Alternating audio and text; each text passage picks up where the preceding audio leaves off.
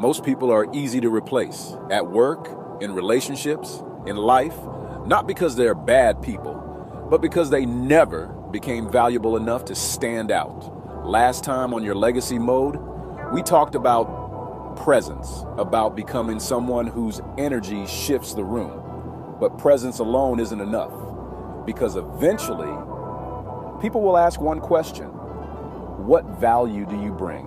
Most people want recognition, but they don't want responsibility. They want opportunities, but don't want preparation. They want respect, but don't want mastery. And because of that, they remain replaceable. Value creates security, not titles, not popularity, not excuses. The moment you focus on becoming useful, everything changes.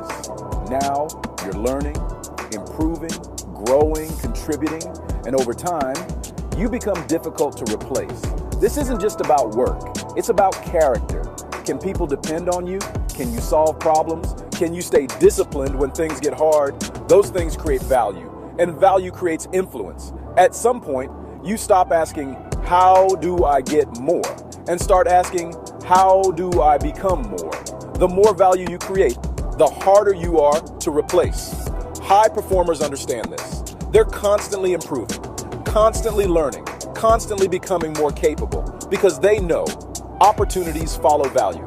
Ask yourself honestly, if someone evaluated your habits, your skills, your mindset, would they see someone becoming more valuable or someone staying comfortable? If you're serious about growth, stop chasing recognition. Start creating value, because eventually your value becomes your leverage. If this message hit you, like the video, subscribe to your legacy mode, and comment below, I create value.